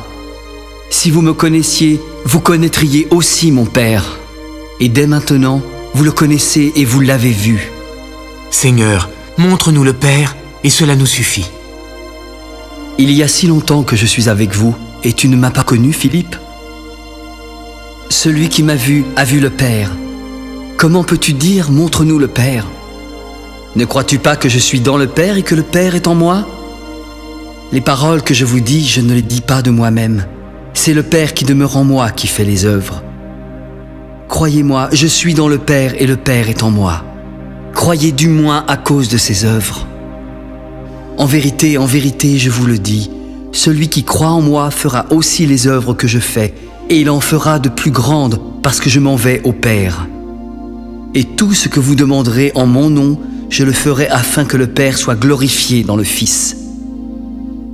Si vous demandez quelque chose en mon nom, je le ferai.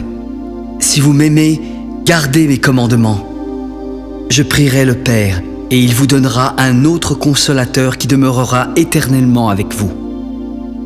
L'Esprit de vérité que le monde ne peut recevoir parce qu'il ne le voit point et ne le connaît point. Mais vous, vous le connaissez, car il demeure avec vous et il sera en vous. Je ne vous laisserai pas orphelin, je viendrai à vous. Encore un peu de temps et le monde ne me verra plus. Mais vous, vous me verrez, car je vis et vous vivrez aussi. En ce jour-là, vous connaîtrez que je suis en mon Père, que vous êtes en moi et que je suis en vous. Celui qui a mes commandements et qui les garde, c'est celui qui m'aime. Et celui qui m'aime sera aimé de mon Père. Je l'aimerai et je me ferai connaître à lui. Seigneur, d'où vient que tu te feras connaître à nous et non au monde? Si quelqu'un m'aime, il gardera ma parole et mon Père l'aimera. Nous viendrons à lui et nous ferons notre demeure chez lui. Celui qui ne m'aime pas ne garde point mes paroles. La parole que vous entendez n'est pas de moi, mais du Père qui m'a envoyé. Je vous ai dit ces choses pendant que je demeure avec vous. Mais le Consolateur, le Saint-Esprit que le Père enverra en mon nom, vous enseignera toutes choses et vous rappellera tout ce que je vous ai dit. Je vous laisse la paix et je vous donne ma paix. Je ne vous donne pas comme le monde donne, que votre cœur ne se trouble point et ne s'alarme point. Vous avez entendu que je vous ai dit, je m'en vais et je reviens vers vous. Si vous m'aimiez, vous vous réjouiriez de ce que je vais au Père, car le Père est plus grand que moi. Et maintenant, je vous ai dit ces choses avant qu'elles arrivent, afin que lorsqu'elles arriveront, vous croyiez. Je ne parlerai plus guère avec vous, car le prince du monde vient. Il n'a rien en moi, mais afin que le monde sache que j'aime le Père et que j'agis selon l'ordre que le Père m'a donné, levez-vous et partons d'ici. Je suis le vrai cep et mon Père est le vigneron. Tout sarment qui est en moi et qui ne porte pas de fruit, il le retranche. Et tout sarment qui porte du fruit, il l'émonde afin qu'il porte encore plus de fruits. Déjà, vous êtes purs à cause de la parole que je vous ai annoncée. Demeurez en moi et je demeurerai en vous. Comme le sarment ne peut pas de lui-même porter du fruit s'il ne demeure attaché au cep, ainsi vous ne le pouvez non plus si vous ne demeurez en moi. Je suis le cep, vous êtes les sarments. Celui qui demeure en moi et en qui je demeure porte beaucoup de fruits, car sans moi, vous ne pouvez rien faire. Si quelqu'un ne demeure pas en moi, il est jeté dehors comme le sarment et il sèche. Puis on ramasse les sarments, on les jette au feu et ils brûlent.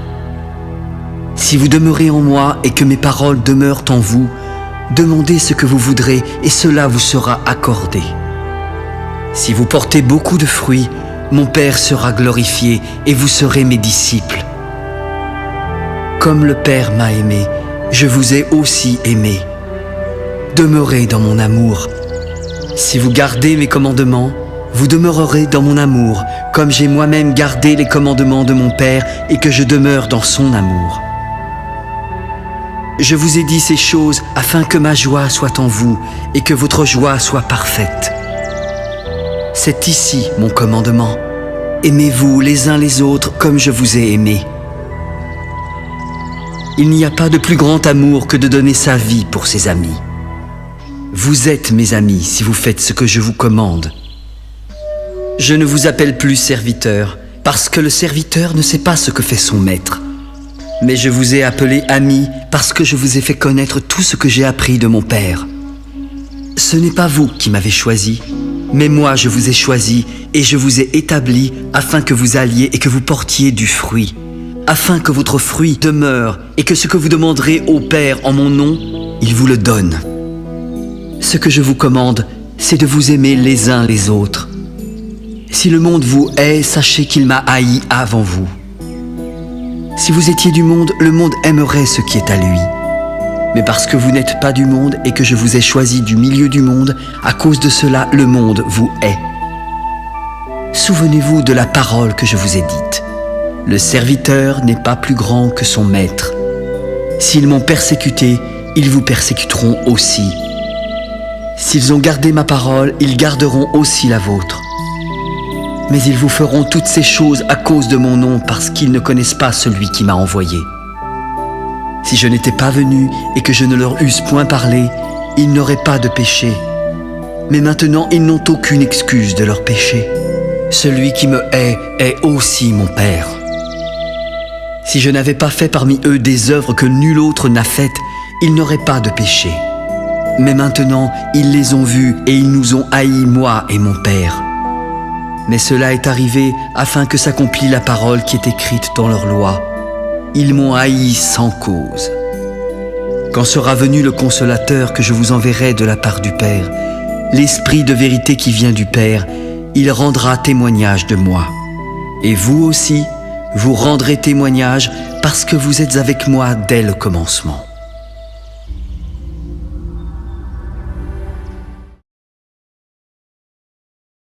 Je vous ai dit ces choses afin qu'elles ne soient pas pour vous une occasion de chute.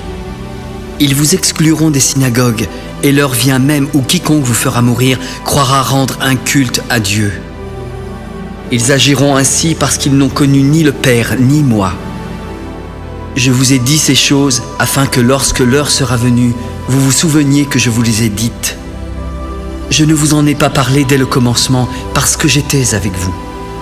Maintenant, je m'en vais vers celui qui m'a envoyé, et aucun de vous ne me demande « Où vas-tu » Mais parce que je vous ai dit ces choses, la tristesse a rempli votre cœur.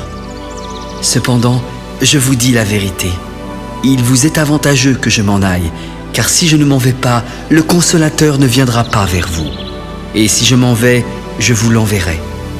Lorsqu'il sera là, il convaincra le monde en ce qui concerne le péché, la justice et le jugement. Le péché parce qu'il ne croit pas en moi, la justice parce que je vais au Père et que vous ne me verrez plus, et le jugement parce que le prince de ce monde est jugé. J'ai encore beaucoup de choses à vous dire, mais vous ne pouvez pas les porter maintenant. Quand le Consolateur, l'Esprit de vérité, sera venu, il vous conduira dans toute la vérité, car il ne parlera pas de lui-même, mais il dira tout ce qu'il aura entendu, et il vous annoncera les choses à venir. Il me glorifiera parce qu'il prendra de ce qui est à moi et vous l'annoncera.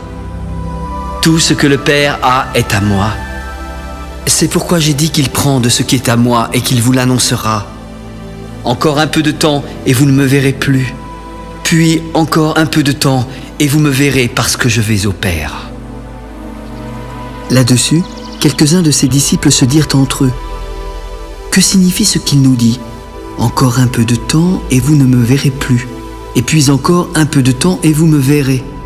Et parce que je vais au Père, que signifie ce qu'il nous dit ? Encore un peu de temps, nous ne savons de quoi il parle. Et Jésus connut qu'il voulait l'interroger. Vous vous questionnez les uns les autres sur ce que j'ai dit. Encore un peu de temps et vous ne me verrez plus. Et puis encore un peu de temps et vous me verrez.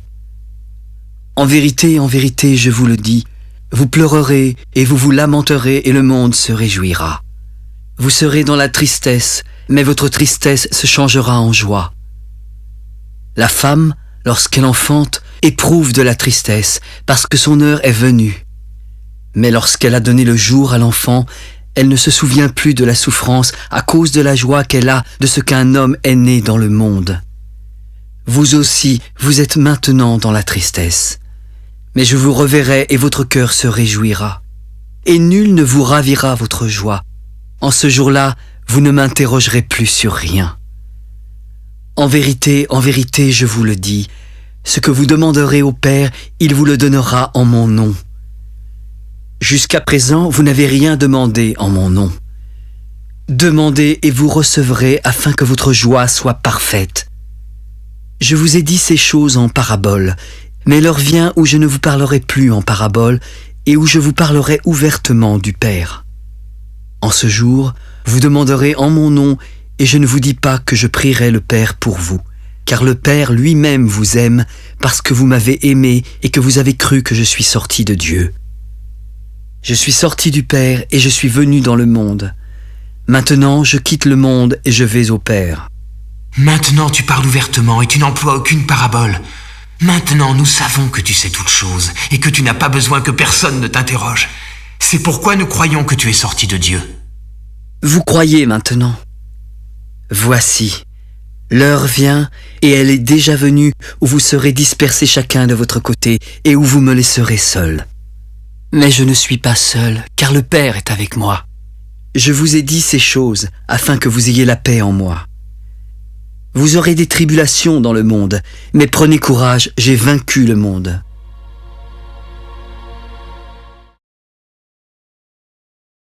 Après avoir ainsi parlé, Jésus leva les yeux au ciel. « Père, l'heure est venue. Glorifie ton Fils afin que ton Fils te glorifie, selon que tu lui as donné pouvoir sur toute chair, afin qu'il accorde la vie éternelle à tous ceux que tu lui as donnés. La vie éternelle, c'est qu'ils te connaissent, toi, le seul vrai Dieu et celui que tu as envoyé, Jésus-Christ. Je t'ai glorifié sur la terre et j'ai achevé l'œuvre que tu m'as donnée à faire. Maintenant, Père, glorifie-moi auprès de toi-même, de la gloire que j'avais auprès de toi avant que le monde fût. J'ai fait connaître ton nom aux hommes que tu m'as donnés du milieu du monde. Ils étaient à toi, tu me les as donnés et ils ont gardé ta parole. Maintenant, ils ont connu que tout ce que tu m'as donné vient de toi. Je leur ai donné les paroles que tu m'as données et ils les ont reçues. Ils ont vraiment connu que je suis sorti de toi et ils ont cru que tu m'as envoyé. C'est pour eux que je prie. Je ne prie pas pour le monde, mais pour ceux que tu m'as donnés, parce qu'ils sont à toi. Tout ce qui est à moi est à toi, et tout ce qui est à toi est à moi, et je suis glorifié en eux. Je ne suis plus dans le monde. Ils sont dans le monde et je vais à toi. Père Saint, garde en ton nom ceux que tu m'as donnés, afin qu'ils soient un comme nous. Lorsque j'étais avec eux dans le monde, je les gardais en ton nom. J'ai gardé ceux que tu m'as donnés, et aucun d'eux ne s'est perdu, sinon le fils de perdition, afin que l'écriture fût accomplie.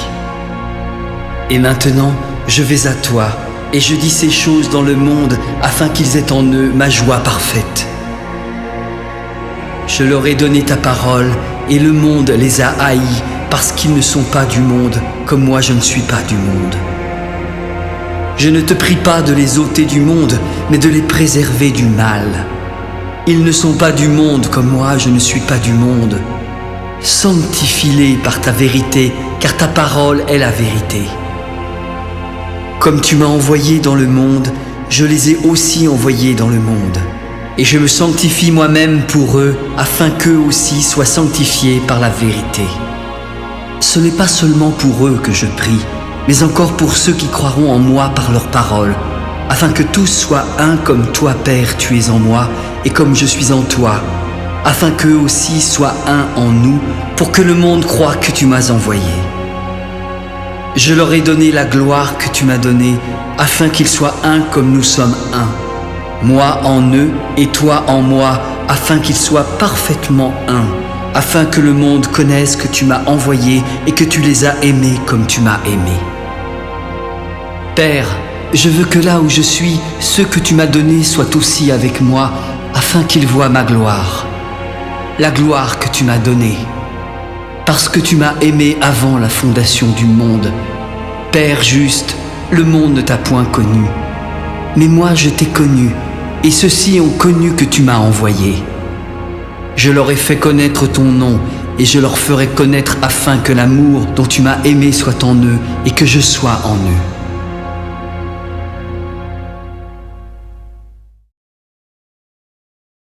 Lorsqu'il eut dit ces choses, Jésus alla avec ses disciples de l'autre côté du torrent du Cédron, où se trouvait un jardin dans lequel il entra, lui et ses disciples. Judas, qui le livrait, connaissait ce lieu parce que Jésus et ses disciples s'y étaient souvent réunis. Alors Judas, ayant pris la cohorte et les huissiers qu'envoyèrent les principaux sacrificateurs et les pharisiens, vint là avec des lanternes, des flambeaux et des armes. Jésus, sachant tout ce qui devait lui arriver, s'avança. « Qui cherchez-vous » ? « Jésus de Nazareth !»« C'est moi. » Et Judas, qui le livrait, était avec eux. Lorsque Jésus leur eut dit « C'est moi », ils reculèrent et tombèrent par terre. Il leur demanda de nouveau « Qui cherchez-vous » ?« Jésus de Nazareth !»« Je vous ai dit que c'est moi. Si c'est moi que vous cherchez, laissez aller ceci. » Il dit cela afin que s'accomplît la parole qu'il avait dite. « Je n'ai perdu aucun de ceux que tu m'as donnés. » Simon-Pierre, qui avait une épée, la tira, frappa le serviteur du souverain sacrificateur et lui coupa l'oreille droite. Ce serviteur s'appelait Malchus. « Remets ton épée dans le fourreau. Ne boirai-je pas la coupe que le Père m'a donnée à boire ?» La cohorte, le tribun et les huissiers des Juifs se saisirent alors de Jésus et le lièrent. Ils l'emmenèrent d'abord chez Anne, car il était le beau-père de Caïphe qui était souverain sacrificateur cette année-là. Caïphe était celui qui avait donné ce conseil aux Juifs. Il est avantageux qu'un seul homme meure pour le peuple. Simon-Pierre, avec un autre disciple, suivait Jésus. Ce disciple était connu du souverain sacrificateur et il entra avec Jésus dans la cour. Mais Pierre resta dehors près de la porte. L'autre disciple, qui était connu du souverain sacrificateur, sortit et parla à la servante. Elle s'adressa alors à Pierre. « Toi aussi, n'es-tu pas des disciples de cet homme ? » ?»« Non, je n'en suis pas. » Les serviteurs et les huissiers qui étaient là avaient allumé un brasier car il faisait froid. Pierre se tenait avec eux et se chauffait. Le souverain sacrificateur interrogea Jésus sur ses disciples et sur sa doctrine. « J'ai parlé ouvertement au monde. J'ai toujours enseigné dans la synagogue et dans le temple où tous les Juifs s'assemblent et je n'ai rien dit en secret. Pourquoi m'interroges-tu ? Interroge sur ce que je leur ai dit à ceux qui m'ont entendu. Ceux-là savent ce que j'ai dit. » À ces mots, un des huissiers qui se trouvait là donna un soufflet à Jésus. « Est-ce ainsi que tu réponds au souverain sacrificateur ?»« Si j'ai mal parlé, dis-moi ce que j'ai dit de mal. Et si j'ai bien parlé, pourquoi me frappes-tu » Anne l'envoya lié à Caïphe, le souverain sacrificateur. Simon-Pierre était là et se chauffait. « Toi aussi, n'es-tu pas de ses disciples ?»« Non, non, je n'en suis pas. » Un des serviteurs du souverain sacrificateur, parent de celui à qui Pierre avait coupé l'oreille, lui dit « Ne t'ai-je pas vu avec lui dans le jardin ?» Pierre le nia de nouveau et aussitôt le coq chanta. C'était le matin et ils conduisirent Jésus de chez Caïphe au prétoire. Ils n'entrèrent pas eux-mêmes dans le prétoire afin de ne pas se souiller et de pouvoir manger la Pâque. Pilate sortit donc pour aller avec eux. « Quelle accusation portez-vous contre cet homme ?»« Si ce n'était pas un malfaiteur, nous ne te l'aurions pas livré. » »« Prenez-le vous-même et jugez-le selon votre loi. » »« Il ne nous est pas permis de mettre personne à mort. » C'était afin que s'accomplît la parole que Jésus avait dite, lorsqu'il indiqua de quelle mort il devait mourir. « Jésus, es-tu le roi des Juifs ?» Est-ce de toi-même que tu dis cela, ou d'autres te l'ont-ils dit de moi ? Moi, suis-je juif ? Ta nation et les principaux sacrificateurs t'ont livré à moi. Qu'as-tu donc fait ? Mon royaume n'est pas de ce monde. Si mon royaume était de ce monde, mes serviteurs auraient combattu pour moi, afin que je ne fusse pas livré aux Juifs. Mais maintenant, mon royaume n'est point d'ici-bas. Ainsi tu es roi. Tu le dis, je suis roi. Je suis né et je suis venu dans le monde pour rendre témoignage à la vérité. Quiconque est de la vérité écoute ma voix. Qu'est-ce que la vérité ? Après avoir dit cela, il sortit de nouveau pour aller vers les Juifs. Je ne trouve en lui aucun crime. Mais comme c'est parmi vous une coutume que je vous relâche quelqu'un à la fête de Pâques, voulez-vous que je vous relâche le roi des Juifs ? Alors de nouveau tous s'écrièrent « Non, pas lui, mais Barabbas !» Or, Barabbas était un brigand. Alors Pilate prit Jésus et le fit battre de verges. Les soldats tressèrent une couronne d'épines qu'ils posèrent sur sa tête et ils le revêtirent d'un manteau de pourpre. Puis, s'approchant de lui en lui donnant des soufflets, « Salut, roi des Juifs !» Pilate sortit de nouveau. Voici, je vous l'amène dehors afin que vous sachiez que je ne trouve en lui aucun crime.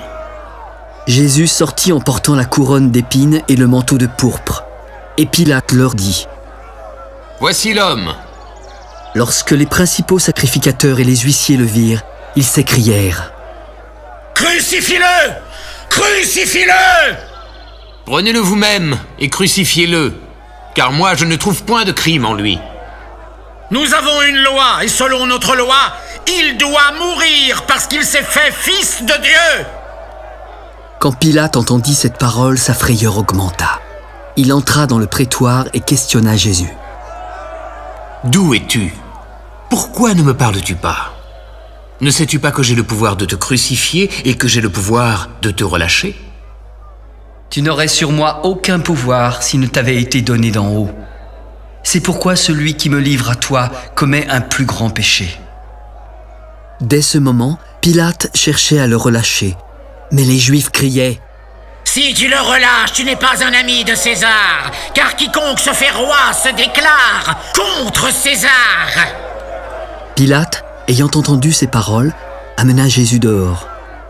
Jésus s'assit sur le tribunal au lieu appelé du pavé, en hébreu Gabbatha. C'était la préparation de la Pâque et environ la 6e heure. Pilate s'adressa aux Juifs. « Voici votre roi. » « Crucifie-le! Crucifie-le !»« Pourquoi crucifierais-je votre roi? » « Nous n'avons de roi que César !» Alors il le leur livra pour être crucifié. Ils prirent donc Jésus et l'emmenèrent. Jésus, portant sa croix, arriva au lieu dit du crâne, qui se nomme en hébreu Golgotha. C'est là qu'il fut crucifié et 2 autres avec lui, un de chaque côté et Jésus au milieu. Pilate fit une inscription qu'il plaça sur la croix et qui était ainsi conçue. Jésus de Nazareth, roi des Juifs. Le lieu où Jésus fut crucifié était près de la ville et beaucoup de Juifs lurent cette inscription. Elle était en hébreu, en grec et en latin. Les principaux sacrificateurs des Juifs dirent à Pilate : « N'écris pas roi des Juifs, mais écris qu'il a dit « Je suis le roi des Juifs !» Ce que j'ai écrit, je l'ai écrit. Les soldats, après avoir crucifié Jésus, prirent ses vêtements. Ils en firent 4 parts, une pour chaque soldat. Ils prirent aussi sa tunique qui était sans couture, d'un seul tissu depuis le haut jusqu'en bas, et ils se dirent entre eux : « Ne la déchirons pas, mais tirons au sort à qui elle sera. » Cela arriva afin que s'accomplisse cette parole de l'Écriture. Ils se sont partagés mes vêtements, et ils ont tiré au sort ma tunique. Près de la croix de Jésus se tenaient sa mère et la sœur de sa mère, Marie, femme de Clopas, et Marie de Magdala. Jésus, voyant sa mère et auprès d'elle le disciple qu'il aimait, lui dit : « Femme, voilà ton fils. » Puis il dit au disciple : « Voilà ta mère. » Et dès ce moment, le disciple la recueillit chez lui. Puis Jésus, qui savait que tout était déjà consommé, dit afin que l'Écriture fût accomplie : « J'ai soif. » Il y avait là un vase plein de vinaigre.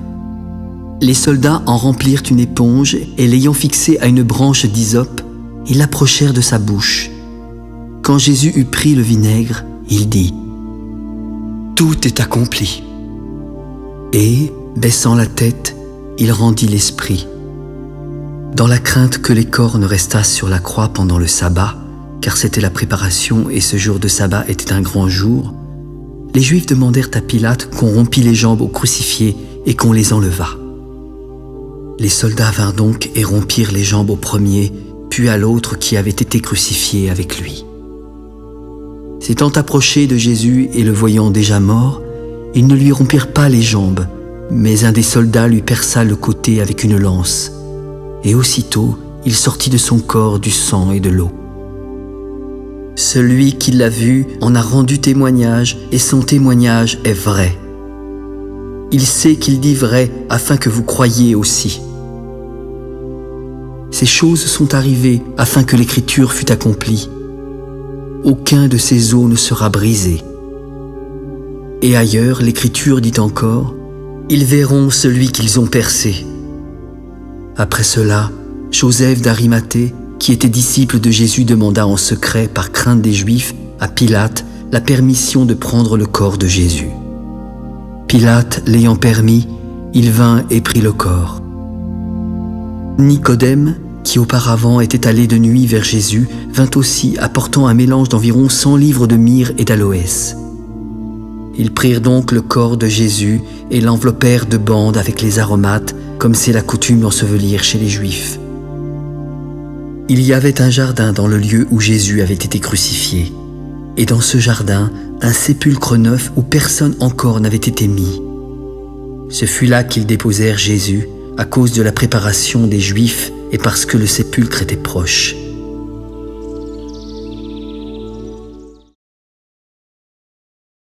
Le premier jour de la semaine, Marie de Magdala se rendit au sépulcre dès le matin. Il faisait encore obscur et elle vit que la pierre était ôtée du tombeau. Elle courut vers Simon-Pierre et vers l'autre disciple que Jésus aimait. « Ils ont enlevé le Seigneur du sépulcre et nous ne savons pas où ils l'ont mis. » Pierre et l'autre disciple sortirent et allèrent au sépulcre. Ils couraient tous deux ensemble. Mais l'autre disciple courut plus vite que Pierre et arriva le premier au sépulcre. S'étant baissé, il vit les bandes qui étaient à terre, mais il n'entra pas. Simon-Pierre, qui le suivait, arriva et entra dans le sépulcre. Il vit les bandes qui étaient à terre et le linge qu'on avait mis sur la tête de Jésus plié dans un lieu à part.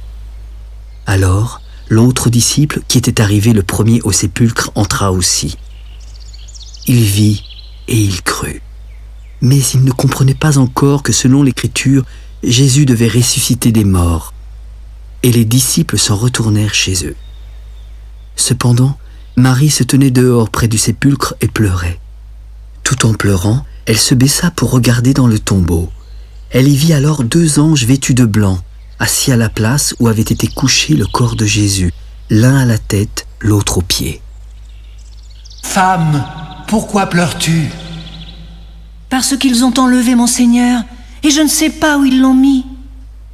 En disant cela, elle se retourna et vit Jésus debout, sans savoir que c'était Jésus, car elle le prenait pour le jardinier. « Femme, pourquoi pleures-tu ? Qui cherches-tu » ? Seigneur, si c'est toi qui l'as emporté, dis-moi où tu l'as mis, et je le prendrai. Marie ? Maître. Ne me touche pas, car je ne suis pas encore monté vers mon Père. Mais va trouver mes frères et dis-leur que je monte vers mon Père et votre Père, vers mon Dieu et votre Dieu. Marie de Magdala alla annoncer aux disciples qu'elle avait vu le Seigneur et qu'il lui avait dit ces choses. Le soir de ce jour, qui était le premier de la semaine, les portes du lieu où se trouvaient les disciples étaient fermées à cause de la crainte qu'ils avaient des Juifs. Jésus vint, se présenta au milieu d'eux. « La paix soit avec vous. » Et quand il eut dit cela, il leur montra ses mains et son côté. Les disciples furent dans la joie en voyant le Seigneur. « La paix soit avec vous. Comme le Père m'a envoyé, moi aussi je vous envoie. » Après ces paroles, il souffla sur eux. « Recevez le Saint-Esprit. Ceux à qui vous pardonnerez les péchés, ils leur seront pardonnés. Et ceux à qui vous les retiendrez, ils leur seront retenus. » Thomas, appelé Didyme, l'un des 12, n'était pas avec eux lorsque Jésus vint. Les autres disciples lui dirent donc : « Thomas, nous avons vu le Seigneur !» Si je ne vois pas dans ses mains la marque des clous, si je ne mets pas mon doigt dans la marque des clous, et si je ne mets pas ma main dans son côté, je ne le croirai pas. 8 jours après, les disciples de Jésus étaient de nouveau dans la maison, et Thomas se trouvait avec eux. Jésus vint et se présenta au milieu d'eux. « La paix soit avec vous. Thomas, avance ici ton doigt et regarde mes mains. Avance aussi ta main et mets-la dans mon côté. Ne sois pas incrédule, mais crois. Mon Seigneur et mon Dieu !» Parce que tu m'as vu, tu as cru. Heureux ceux qui n'ont pas vu et qui ont cru. Jésus a fait encore en présence de ses disciples beaucoup d'autres miracles qui ne sont pas écrits dans ce livre. Mais ces choses ont été écrites afin que vous croyiez que Jésus est le Christ, le Fils de Dieu, et qu'en croyant, vous ayez la vie en son nom. Après cela, Jésus se montra encore aux disciples sur les bords de la mer de Tibériade. Et voici de quelle manière il se montra. Simon-Pierre, Thomas, appelé Didyme, Nathanaël de Cana en Galilée, les fils de Zébédée et 2 autres disciples de Jésus étaient ensemble. Simon-Pierre leur dit : « Je vais pêcher. Nous allons aussi avec toi. » Ils sortirent et montèrent dans une barque. Mais cette nuit-là, ils ne prirent rien. Le matin étant venu, Jésus se trouva sur le rivage, mais les disciples ne savaient pas que c'était lui. « Enfant, n'avez-vous rien à manger ?» Hélas, non. Jetez le filet du côté droit de la barque et vous trouverez. Ils le jetèrent, mais ils ne pouvaient plus le retirer à cause de la grande quantité de poissons. Alors, le disciple que Jésus aimait dit à Pierre, « C'est le Seigneur !» Dès que Simon-Pierre eut entendu que c'était le Seigneur, il mit son vêtement et sa ceinture, car il était nu, et se jeta dans la mer. Les autres disciples vinrent avec la barque, tirant le filet plein de poissons, car ils n'étaient éloignés de terre que d'environ 200 coudées. Lorsqu'ils furent descendus à terre, ils virent du pain et des poissons disposés sur des charbons allumés. « Apportez des poissons que vous venez de prendre. » Simon-Pierre monta dans la barque et tira à terre le filet plein de 153 grands poissons. Et quoi qu'il y en eût tant, le filet ne se rompit point. « Venez et mangez. » Et aucun des disciples n'osait lui demander qui il était, sachant que c'était le Seigneur. Jésus s'approcha, prit le pain et leur en donna. Il fit de même du poisson. C'était déjà la 3e fois que Jésus se montrait à ses disciples depuis qu'il était ressuscité des morts. Après qu'ils eurent mangé, Jésus dit à Simon-Pierre, « Simon, fils de Jonas, m'aimes-tu plus que ne m'aiment ceux-ci » ?« Oui, Seigneur, tu sais que je t'aime. » »« Paix, mes agneaux. Simon, fils de Jonas, m'aimes-tu » ?« Oui, Seigneur, tu sais que je t'aime. » »« Paix, mes brebis. Simon, fils de Jonas, m'aimes-tu » ?« Seigneur, tu sais toutes choses, tu sais que je t'aime. » »« Paix, mes brebis. En vérité, je te le dis, quand tu étais plus jeune, tu t'habillais toi-même et tu allais où tu voulais. Mais quand tu seras vieux, tu étendras tes mains et un autre t'habillera et te mènera où tu ne voudras pas. » Il dit cela pour indiquer par quelle mort Pierre glorifierait Dieu. Et ayant ainsi parlé, il lui dit, « Suis-moi. » Pierre, s'étant retourné, vit venir auprès d'eux le disciple que Jésus aimait, celui qui pendant le souper s'était penché sur la poitrine de Jésus et avait dit, « Seigneur, qui est celui qui te livre ?» En le voyant, Pierre dit à Jésus, « Et celui-ci, Seigneur, que lui arrivera-t-il » ? Si je veux qu'il demeure jusqu'à ce que je vienne, que t'importe ? Toi, suis-moi. » Là-dessus, le bruit courut parmi les frères que ce disciple ne mourrait point.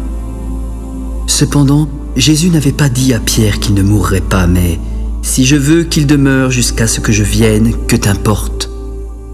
C'est ce disciple qui rend aujourd'hui témoignage de ces choses et qui les a écrites. Et nous savons que son témoignage est vrai. Jésus a fait encore beaucoup d'autres choses. Si on les rapportait en détail, je ne pense pas que le monde même pût contenir les livres qu'on écrirait.